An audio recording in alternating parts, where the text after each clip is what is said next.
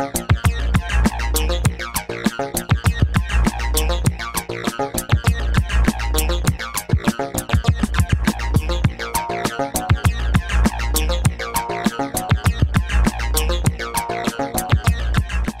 I'm Ken Spector with livingeco.com, and I'm here today once again with Josh Tickell and Rebecca Tickell. Last time I interviewed you were Rebecca Harrell, and now you're Rebecca Tickell. And the film is called The Big Fix, and it's your film. You're the co-director and producer. You're the producer and director. What made you two decide to work on this film and make this film? We decided to make the film when the oil spill happened because we went to the beach, dug under the sand on the beach in Louisiana, and right under the sand was thick black oil. When I say oil, it wasn't gooey, it was tar-like, like a paste. Once you got it on your hands, it literally took a week or two to wash it off. That's how thick it was. So remember, the original Coast Guard estimate was that 100,000 barrels of this stuff was leaking into the Gulf every single day. Well, if they were covering it up with sand, and there's 100,000 barrels of it coming out of that well site, then that's a pretty big smoking gun. Yeah. We realized immediately that if we didn't tell this story, it likely wasn't going to get told. Because, honestly, that was the most obvious thing to do. And if the media wasn't doing that, what else were they missing? Were these beaches that were open or are open to the public? Technically, that beach was closed. We went on a day when there was a hurricane coming, so the police and the security had left the beach. We were able to walk straight down on the beach. The Coast Guard came right by us, though, and did not ask us to leave. So there was, we were down there frequently. We saw oil on the beach, people swimming in the water. You'd drive down the road, there'd be giant signs saying, tourism, we're back in business, it's all been made right, demand Louisiana shrimp. Meanwhile, we'd be out on the water seeing signs of visible oil in the very water where the shrimp was being fished and where people were, and young children were swimming. Yeah, part of the disconnect is this story really is about an alternate narrative. So how far can you push people where they actually believe a different reality than what they can see and what's happening around them? And what we see in The Big Fix is you can actually make people believe a total myth, a total fakery, which is what we're seeing still in the Gulf of Mexico. People are eating the fish, people are on the beach, people are in the water, and the signs say it's fine, it's safe to swim. Meanwhile, tens, maybe hundreds of thousands of people are suffering with acute blood disorders, bleeding coming out of the ears, the nose. We're seeing sores, we're seeing what Rebecca had, which is this terrible blistering and photosensitivity. So can you talk a little bit about that? What happened now? Yeah, we went down there to cover the story. We had heard that, like Josh said, what was really going on wasn't being reported. And one of the main things that was going on was that people were getting sick. And we had started to see people that were reporting that they had blood coming out of their ears, that they had these huge welts on their skin. And then when we went down to the beach, I immediately noticed that I had a headache, I had burning eyes, I had a sore throat. But after a few times being out there on different occasions, I started to have different symptoms. The first thing that happened was all of the skin on my feet started to peel off. I also started getting chronically sick. I noticed that I had blood in my urine. And then I had this rash that wouldn't go away. And finally, what it's been diagnosed as, it's called tar smarting. And for the rest of my life, I have been told by doctors that I will not be able to expose the skin on my neck and chest to the sun. At all? Even with sunblock? The sunblock doesn't work. It's just any exposure to the sun whatsoever. So for the rest of my life, I have to hide my skin. And that sucks. Yeah. But it's not the end of the world for me. The problem is that there are hundreds of thousands of people that are being exposed still to this day to high levels of toxins from the oil that is still leaking and the dispersant that has still been sprayed as late as 8 weeks ago. Today it's November in 2011. We have reports that in August and September people are still seeing them spraying from the planes. And that's, really upsetting, especially since last night I talked to a toxicologist who was telling me that women all along the Gulf are having miscarriages, and there are malformed babies, like the same type of thing that happened after people were exposed to Agent Orange in Vietnam. So we've only seen the beginning. When do you feel like, in 6 months, what is this going to look like? I think it's actually going to go worse. I think we're seeing right now sort of a moment of realization to some degree in some of the population that live on the Gulf. We're also seeing part of that is because the shrimping industry is really dead in Louisiana. The shrimping industry has gone from what it was to less than 1% today. And the crabbing industry is the same way. So we're seeing huge populations of certain types of shellfish in the Gulf of Mexico actually completely collapse, which is the sign of the beginning of ecosystemic collapse. If this continues unabated, if it doesn't get the attention it needs, if the myth continues to be, what's perpetuated, the oil is going to continue to leak, the corexit's going to continue to spray, the toxic load on the Gulf is actually going to increase, and we're going to see a full ecosystemic collapse. Now, no one wants that. That's not the objective. I think the objective is for an honest review of what's happening, for the environmental groups to get back into Louisiana, for the media to get back into Louisiana, and really hone in on the three stories which are relevant. One, the oil is still leaking. Two, the shrimp and fish are coming up sick. And those that aren't coming up is a massive population. We're missing, in some cases, 99% of the fish population. And again, people think this doesn't affect us here in Los Angeles, but let's say you eat chicken, as probably 70 to 80% of the folks watching this video do. That chicken, the protein for that chicken comes from sheep, it comes from fish caught in the Gulf of Mexico, specifically manheaton. That's a small fish that feeds the majority of the chicken in the United States. The reason the FDA forced the reopening of the fishing grounds was because they felt it was a national security issue, a food security issue. If we didn't have the protein to feed to our poultry in this country, we would actually have a meat shortage. And they didn't want to deal with that. So instead, they reopened the fishing grounds, knowing that they were covered in oil and corexit, knowing that they hadn't been adequately tested, mostly hadn't been tested at all. And so now we in Los Angeles, wherever we go out to eat, unless it's an organic free-range local chicken, we're eating a toxic substance in concentrate from the Gulf of Mexico. So the second issue is really a food and ecosystem issue. And the third issue is human health. We have a massive population which is affected by the airborne toxins. Remember, when you've got ocean spray, you breathe that air. Here we are in Venice Beach. We're 4 or 5 blocks from the actual beach. We're breathing the air from that water, the spray. Well, imagine the density of population along the Gulf Coast from Corpus Christi, Texas, all the way to Key West, Florida. We're talking about a massive population. You can see very quickly why insurance companies might not want to deal with something this endemic, why even the government itself might be scared to really deal with this, especially because if the oil is still leaking, as the pictures and evidence collected by LSU and other organizations show, then BP is liable for every barrel of oil that comes out of the ground. Well, if you really count the barrels and don't hide them with corexit, you could potentially be looking at the bankruptcy of one of the largest corporations in the world. That doesn't sit well with English pensioners who have the majority of their pension funds wrapped up in BP, and it probably doesn't sit well with certain people in the U.S. government knowing that BP is the single largest supplier of fuel to the U.S. Department of Defense. So that's what the big fix really is. It's about a situation, it's about a catch-22, where if you do expose the truth, something else has to give, and whatever has to give is pretty big. But if you don't expose the truth, the decimation of human health and environmental consequences is massive.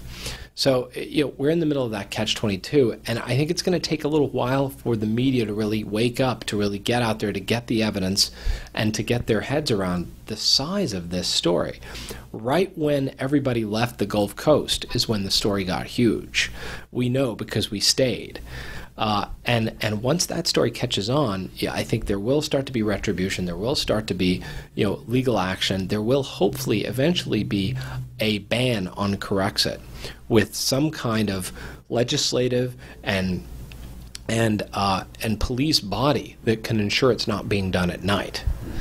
And even when those things happen, we're then going to have to begin a very, very, very long process of environmental resuscitation for a biosystem which we've only just begun to understand. it's not a simple story. There's no Band-Aid solution. It is the example of how far we will go to get our energy and how wide the cultural trance and the mythology that we're put under to make us think that it's okay, how intense that mythology can be. Now I notice, and you can see it in the poster here, you two are wearing gas masks. Now I didn't notice anyone else was wearing gas masks. I noticed the guy who was piloting the boat or was driving the boat, he wasn't wearing a gas mask. What's with that? Why were you the only two that I saw wearing gas masks? Well, we were constantly being told not to wear gas masks. In fact, we were threatened by other workers who were out there saying, don't wear that, you're going to scare people, you're going to cause panic. We had the Coast Guard yell at us. There was a widespread agreement that everything was fine. Don't mess with it. It's all been made right. Let us just keep covering the oil up with sand and spraying it and out of sight, out of mind. So when we would wear a gas mask, that was threatening the agreement that everything was fine. And so, I had started getting sick at that point. So Josh was absolutely insistent that we not go out there and expose ourselves like that ongoingly, because I was already having these horrible things happen to me. And if it hadn't been for us wearing gas masks and Josh insisting that we do that, the same condition that I have on my neck and chest would have also happened to my face. It's another example of, again, the profit being put above the well-being of the people. It's like, how can we accept the fact that our government and all of the entities down there that were working on this would allow people to risk their lives by being exposed to that high level of toxins so that they could look good? It's crazy to me. So that we would continue to go and fill up on their gas. And that's ultimately the bottom line. I mean, it's easy for us all to just sit here and say, oh, well, it's the oil company's fault. But the fact of the matter is, for us to get from point A to point B, the majority of American population uses gasoline. And that's the root cause of all of this. What is BP hiding? You tried to talk to BP, and we didn't see any talking heads for BP in the film. Why was that? The bottom line is, one of the issues that we specifically wanted to ask BP and have them say on camera was, we wanted to say, has there been any more use of corexit since July 2010, when BP and the EPA officially announced they had stopped using corexit?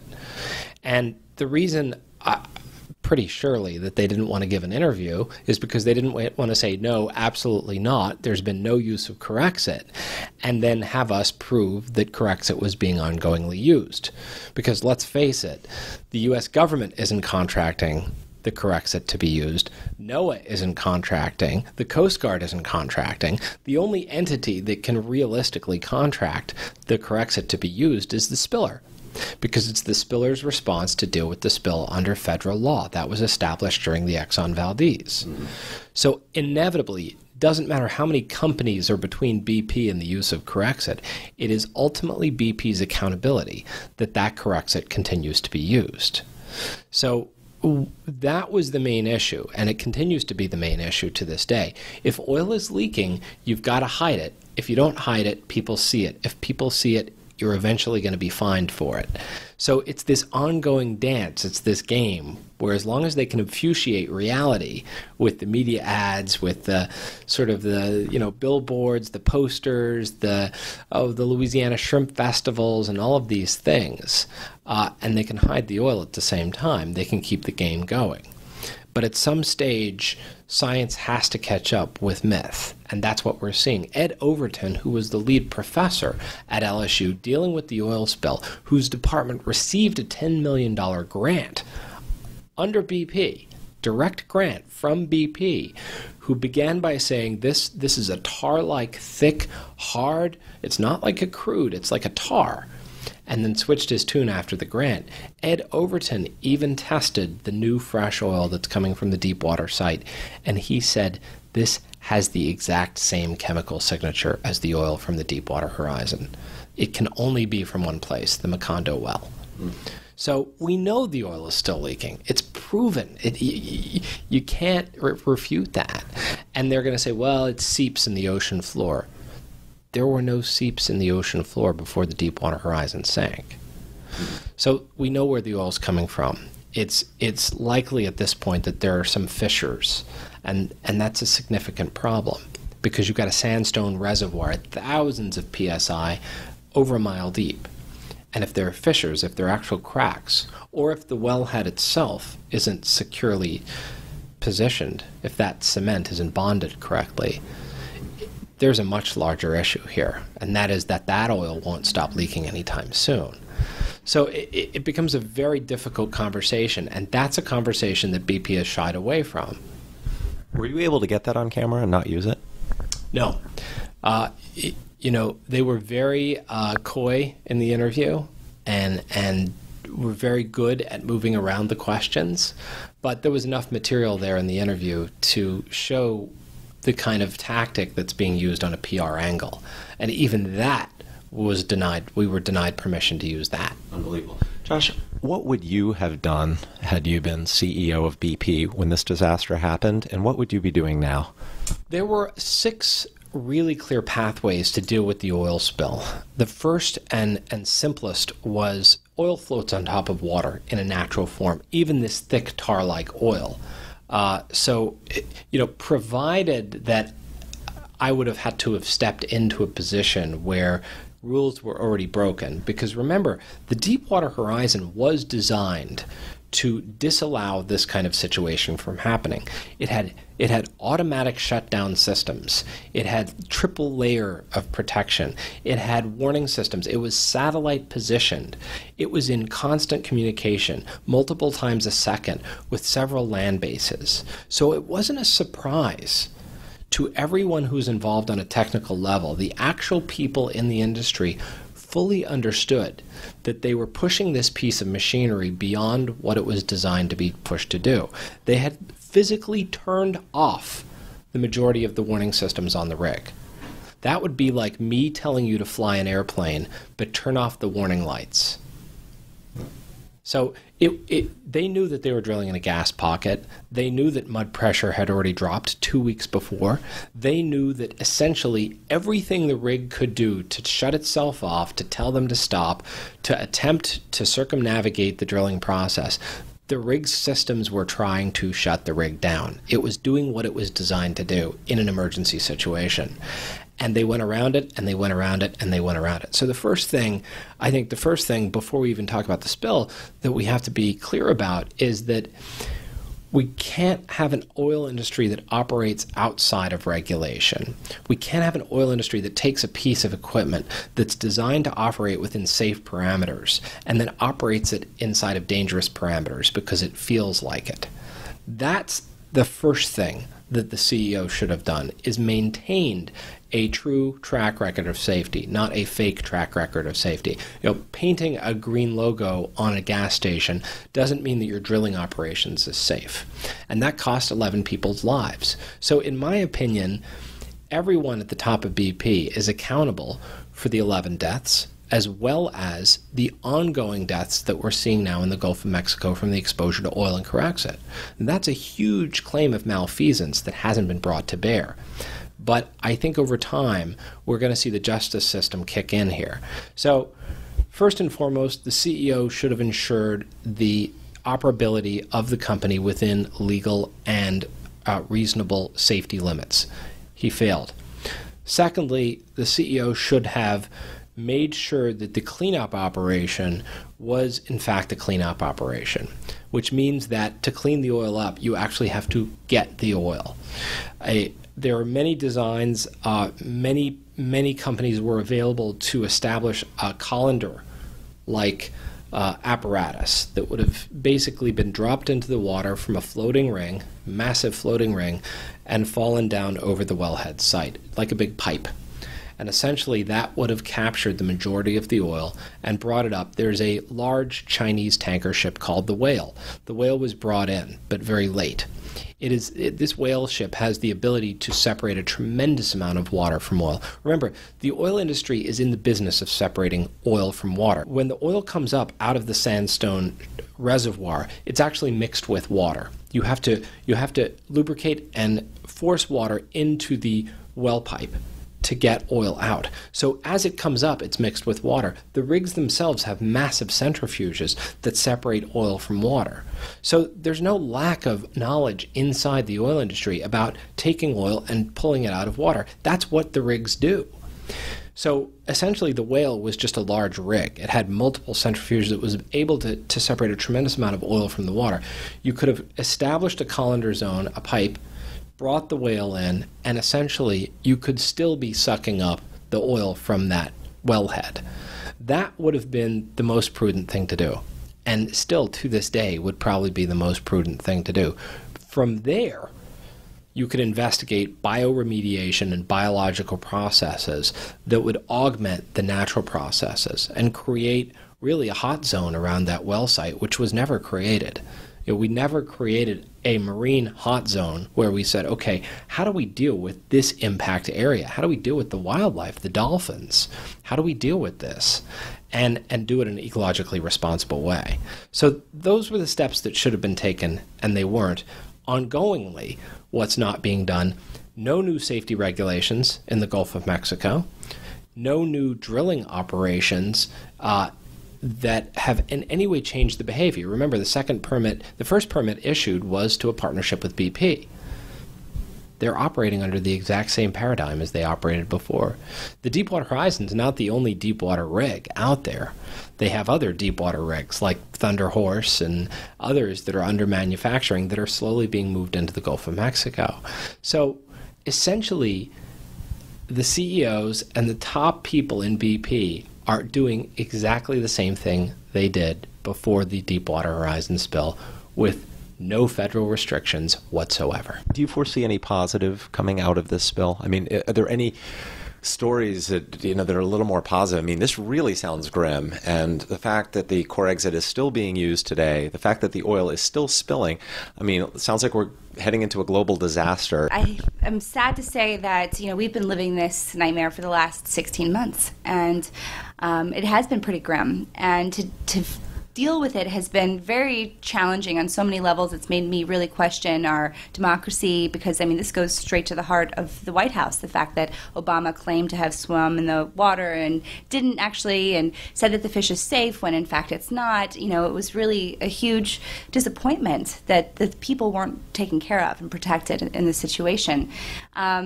The thing that brought us down there in the first place was our commitment that this was the turning point, that this was the moment when America realized the impact of our fossil fuel addiction, that this was the line in the sand where we were going to say no more. And unfortunately, because the situation has been so well covered up, not covered by the media, but hidden from the media, hidden from the public. Unfortunately, it hasn't been that turning point as of yet, and that's why Josh and I are still here saying, no, this is an important issue. This is something that everyone has to take a look at. This is something that we all have to be aware of, because it's not just affecting these people in the Gulf of Mexico. This is affecting everyone. This is poison that's slowly working its way up the food chain, and it's also poisoning the sixth largest body of water on the planet. This affects all of us. So what I believe will come out of this is a very, very profound awakening. When people realize what's really going on, suddenly you think twice before you go, and you automatically fill up your car, half asleep. There's a wake-up call in this for everyone. And it's really important that Josh and I continue to talk about alternative energy like we do in the other films that we've made, but it doesn't really make a difference if people don't see why we must make this choice off of fossil fuels, because if we don't make that choice now, what we're seeing in the Gulf of Mexico is just the tip of the iceberg. What can people that are watching this interview right now do? This is a catastrophic problem that we're dealing with right now, but what can they do? Without trying very hard, Josh and I were able to convert our Prius to get 150 miles per gallon. And when we drive around Venice in our Prius, we don't use any fossil fuel. It's completely in electric vehicle mode. We also use ethanol in our car. We made a whole movie about how there's this whole cover-up about ethanol, like the one fuel that could completely shift this whole situation. And we, the environmentalists, have been the biggest enemy of that. So there's a lot of lessons in this for us. It's getting off of petroleum, that includes plastic and includes what you put in your car, and then also just digging beneath the headlines and looking for alternative solutions, because they're right there.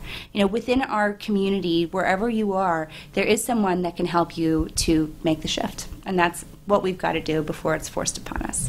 Thank you so much, you both, for doing this incredible film. And I hope all of you get a chance to see this film. It's not only powerful, it's shocking at times, but you'll really get a better grasp of what's going on in the Gulf now. And it's not over yet. Yeah. This movie continues. So thank you so much, Josh. Appreciate it. Thank you very much, Rebecca. Thank you. Take care. Bye-bye.